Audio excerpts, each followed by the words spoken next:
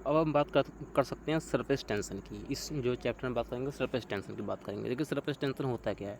आपने अब कोई भी आप लिक्विड उठा लीजिए, जैसे कि आप यह कंटेनर हो गया, तो कंटेनर की आप बीच में देखेंगे तो हर तरफ से स्ट्रेस बराबर होगा, बैलेंस बैलेंस में होगा। आप कहीं भी देख लीजिए सब तरह से स्ट्रेस बराबर होगा, तो आपको जो लिक्विड होगा उस बिल्कुल बैलेंस कंडीशन में होगा। लेकिन जिस सरफेस में आएंगे तो आपको दिखेगा कि भाई नीचे की तरफ तो स्ट्रेस लग रहा है, लेकिन ऊपर की तरफ कोई बैलेंस करने वाला है ही नहीं। तो ये बहुत ज़्यादा इस कंडीशन में होता है कि स्ट्रेस्ड आउट कंडीशन में होता है, बहुत टेंशन वाली कंडीशन में होता है।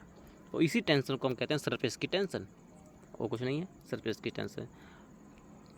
अब जैसे कि आपने देखा होगा कि भाई आपने पानी के ऊपर कई बार पिन छोड़ दी होगी तो पिन तैर रही होगी। भाई क्यों? पिन पिन तो भारी है लेकिन पिन तैर रही है, क्यों? क्योंकि इस पर एक स्ट्रेस लग रहा है। तो ये जो झिल्ली झिल्ली की तरह बन जाती है, स्ट्रेस लग रहा है। एम यहाँ पे F net equal to zero है, लेकिन ये F net equal to not zero है सरफेस वाला। ये आपका एक जो होते हैं कीड़े मकोड़े होते हैं तो तैर पाते हैं। क्यों तैर पाते हैं? वो सब सरफेस टेंशन का एग्जांपल है। तो सरफेस टेंशन क्या है? एक प्रॉपर्टी है सरफेस की या लिक्विड सरफेस की और लिक्विड इंटरफेस की, जिसकी वजह से वो स्ट्रेच आउट रहता है। All the molecules on the surface are under the influence of downward force. अगर सरफेस आपका जो ये सरफेस वाला मॉलिक्यूल होगा, ये एक डाउनवर्ड फोर्स तो लग रहा होगा लेकिन कोई अपवर्ड फोर्स लग ही नहीं रहा होगा।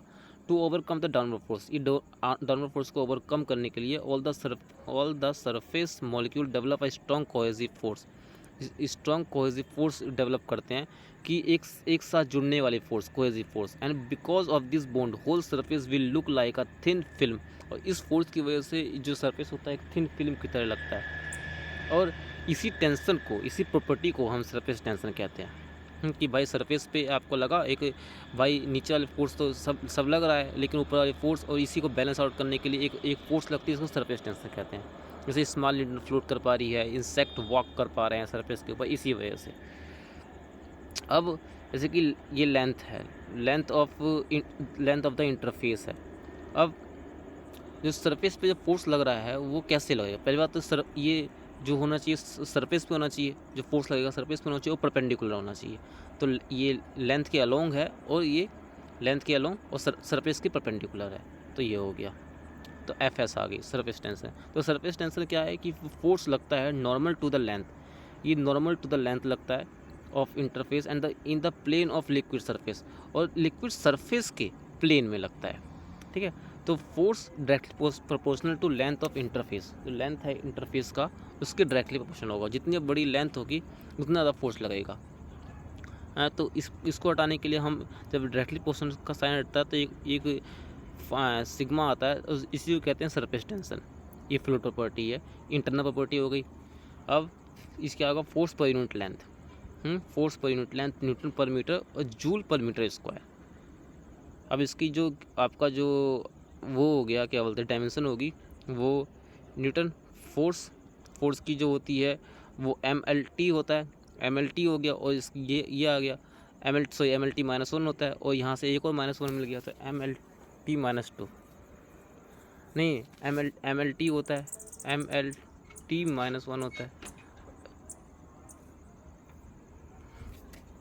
तो यहाँ से ये आ गया। होता क्या है, अब जैसे टेम्परेचर बढ़ेगा तो जो आपके लिक्विड के बीच में एक फोर्स होती है जिसको कहते हैं कोहेसिव फोर्स, ये कोहेसिव फोर्स कम होगी। अब कोहेसिव फोर्स कम होगी तो सरफेस टेंशन, सरफेस भी जो टेंशन में है वो कम होगा, सरफेस टेंशन भी कम हो जाएगा। आइडियल फ्लूइड के लिए तो हमने पहले ही बात कर चुके कि आइडियल फ्लूइड ऐसा फ्लूइड है जो सब चीज़ में आइडियल है, सरफेस टेंशन लगी है, सरफेस टेंशन जीरो है। लेकिन जैसे सरफेस टेंशन वाटर और एयर के बीच में जो लगता है, वाटर और एयर के बीच में जो लगेगा 20 डिग्री सेल्सियस पे, वो लगता है 0.0732 न्यूटन पर मीटर। जो मरकरी और एयर के बीच में जो लगेगा वो लगेगा 20 डिग्री सेल्सियस पे 0.48 न्यूटन पर मीटर।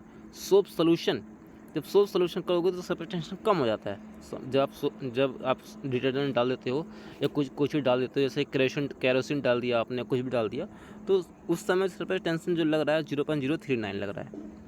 सेम के बीच में जो लगता है वो कोहेसिव फोर्स लगता है, डिफरेंट मॉलिक्यूल के बीच में एडहेसिव फोर्स लगता है। आप याद भी कर सकते हो, देखो एडहेसिव डी से डिफरेंट और दूसरा सेम ही होगा। अब इसके जो अलग लगेगा फोर्स लगेगा, वो लगेगा फोर्स पर यूनिट लेंथ। तो surface tension force per unit length हो गया। अब ये अगर आपका ड्रॉपलेट है तो फोर्स और ये जो डायमीटर जो होगा पाई डी हो जाएगा, पाई डी से मल्टीप्लाई कर देंगे। अब इसमें इस स्ट्रेस इनटू में भी हो जाएगा। अब यहाँ पे पाई डी लग रहा है, यहाँ पे पाई कैपिटल डी लग रहा है। अब हम बात करते हैं कि एप्लीकेशन क्या है सरफेस टेंशन की। देखिए पहला एप्लीकेशन है लिक्विड ड्रॉपलेट। तो आपको फॉर्मूला याद रखिए, आगे बढ़िए। तो लिक्विड ड्रॉपलेट आप देखेंगे कि ऐसे होता है।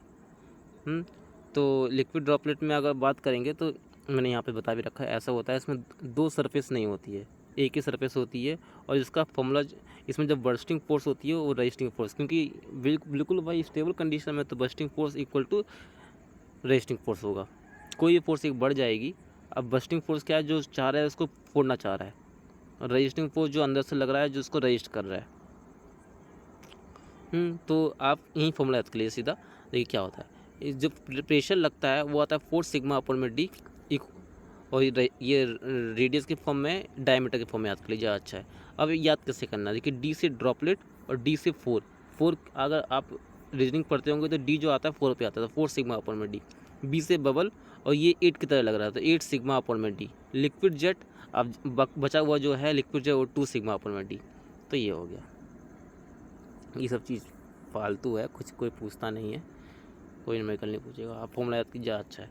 अब वेटिंग फ्लूइड और नॉन वेटिंग फ्लूइड क्या होता है। देखिए वेटिंग फ्लूइड वो होते हैं कि जो वेट कर दे सरफेस को।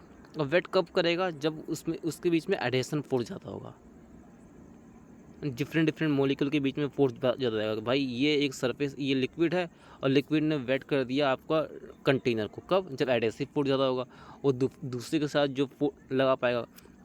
अब नॉन वेटिंग क्या होगा कि भाई एक लिक्विड है जो भाई गीला नहीं कर पा रहा। गीला कब नहीं कर पा रहा, जब कोहेशन फोर्स ज़्यादा होगा, कि ये मॉलिक्यूल है अपने आप से बॉन्ड बना के रखने की कोशिश कर रहा है, दूसरे के साथ भाड़ में गया। अब ये कब होगा, अब जैसे कि ये आपका, अगर ये आपका लिक्विड है, तो लिक्विड दूसरे के साथ अगर जब बॉन्ड बनाएगा तो 90 डिग्री से ज़्यादा एंगल बना रहा है, जबकि जब खुद के साथ बॉन्ड बनाएगा तो 90 डिग्री से कम एंगल बनाएगा। तो जैसे गिलास सरफेस है, जो आपने वाटर रखा तो वाटर ने गीला कर दिया, वाटर ने गीला कर दिया। जब वाटर गीला कर देगा तो वाटर गीला कर देगा गिलास सरफेस को, तो 90 डिग्री से कम एंगल बनाएगा। सरफेस गीली हो गई क्योंकि एडिशन फोर्स ज़्यादा था, जबकि कोहेजन से।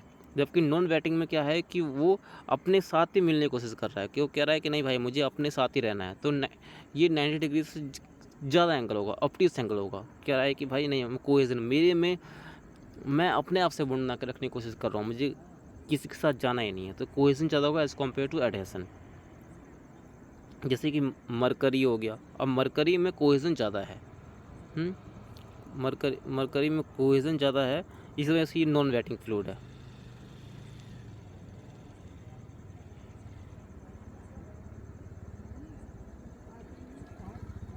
जबकि अगर मरकरी की बात करें तो मरकरी और कॉपर, सिल्वर, गोल्ड के साथ इसमें जो एंगल बन जाता है 90 डिग्री से कम बन जाता है, और ये वेटिंग फ्लूइड बन जाता है क्योंकि एडेशन ज़्यादा हो जाता है।